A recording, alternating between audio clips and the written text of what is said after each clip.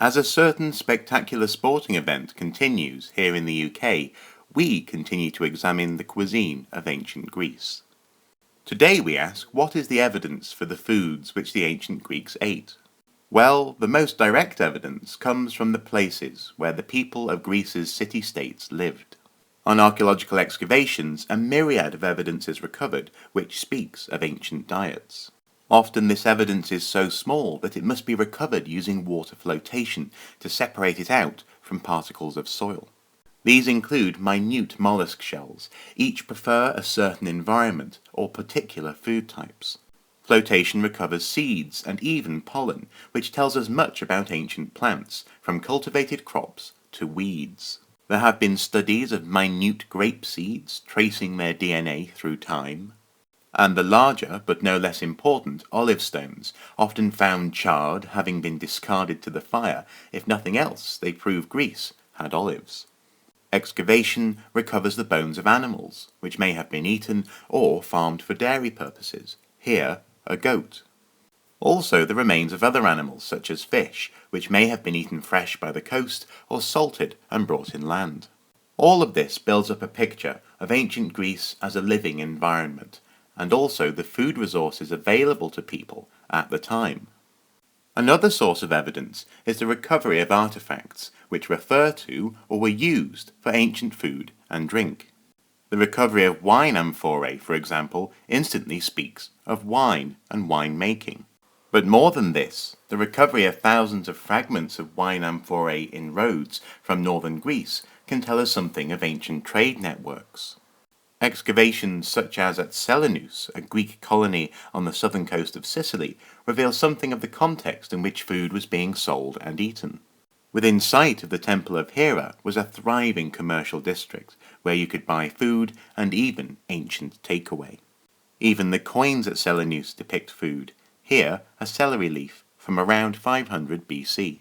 Further evidence of food comes not only from the function, but also the decoration upon ancient Greek pottery. Careful reconstruction of black and red figure vases reveals details of agricultural work, such as harvesting olives. We also become privy to practices of preparation, making food fit to eat. Sometimes the decoration reveals the function, here a dish for fish. In other cases, creative whimsy reveals something of the creatures which were known to the artist. Also, it is not just food which is depicted. Here we see grapes being made into wine. And here is depicted a woman collecting water from a spring. Artistic evidence also comes in the form of sculpture. Here, depicted in terracotta, is bread dough being kneaded, and in another sculpture, the buns are formed and being placed in the oven. Greek mosaics often depict sources of food. Here we see the bounty of the sea. Fresco wall paintings sometimes depict food being harvested. Here, a fisherman and his catch. And here, carved in stone, Triptolemus receives sheaves of wheat from Demeter, goddess of the harvest. A major source of knowledge of ancient Greek cuisine comes from the work of ancient writers. Aristophanes, depicted here, was a prolific comic playwright of ancient Athens. 11 of his 40 plays have survived virtually intact, and the adage "it's funny because it's true" means that in his comedies, fascinating details of daily life are preserved. We heard in the previous video, for example, that cheese, onion, and garlic were associated with soldiers on campaign, and they cried out with comic joy at the very thought of being free of these repetitive and smelly foods. In Aristophanes, not only food, but cooking implements are funny, used as weapons on stage. Food is prepared on stage, off stage, dreamed of, conjured up, and is symbolic of any number of issues within his plays. He invited the audience while laughing to think about the issues on stage, expressed often in culinary terms. Another important source was written by the rhetorician and grammarian Athenaeus. His book, whose title translates as Dinner Table Philosophers, apparently records 3 banquets and the conversations therein. They discuss many things over their food, including the size and impressive nature of modern ships. They discuss philosophy at great length, comparing good and bad philosophers, and through the course of his book we are given details of the food and how these banquets played out. There is discussion as to the preparation of food, and Athenaeus even makes reference to a famous recipe. It is thought to be the oldest in Greek and the oldest recipe by a named author in any language. He refers to a recipe for preparing fish by a Greek-speaking native of Sicily, Methacus. This recipe makes use of cheese, which appears to have been controversial to some. Contemporaries remarked that Syracusan cooks regularly ruined fish in such fashion. Let us now try this ancient, controversial recipe. Hello again.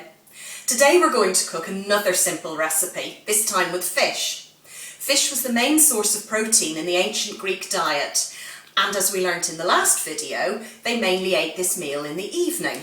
The ingredients that you'll need for this recipe are olive oil, breadcrumbs, cheese, freshly chopped dill, chives, salt and freshly ground black pepper. This recipe is for 4 medium to large fillets of fish. I'm using sea bass. The original recipe called for red bandfish. We're going to make a topping for the fish. What you need to do is take 50 grams of breadcrumbs, a tablespoon of chopped chives, a tablespoon of chopped dill,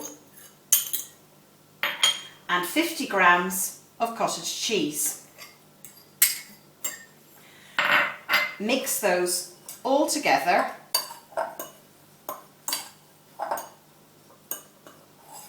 and add a tablespoon of olive oil. Place your fish on a well-greased baking tray, sprinkle over some salt and some freshly ground black pepper. Now we're going to put the topping on the fish.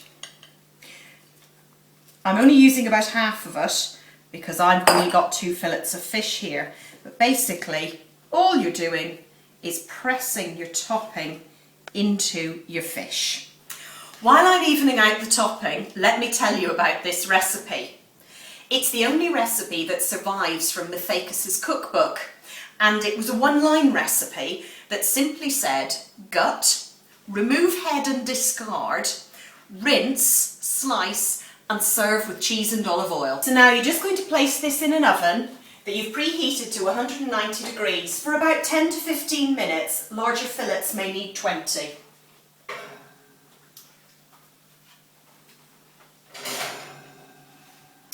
And here's the one we made earlier.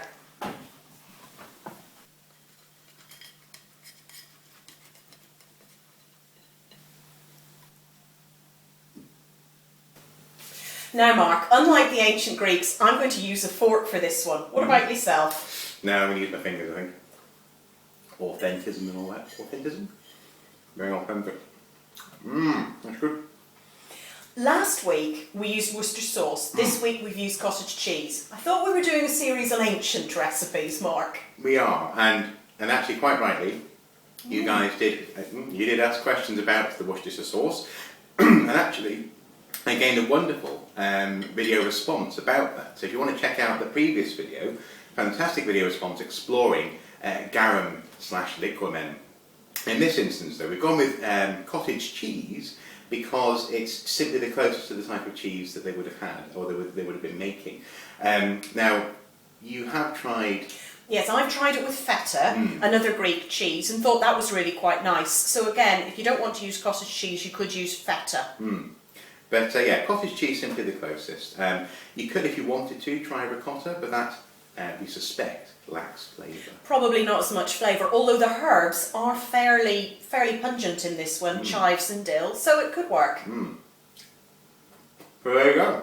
As I say, check out Nicola's blog for the recipe. The link is below in the information for the video. Also, if you want to see what we did last time, check out the first video in the series. The link will also be in the description below. And until next time, bye-bye. Bye-bye.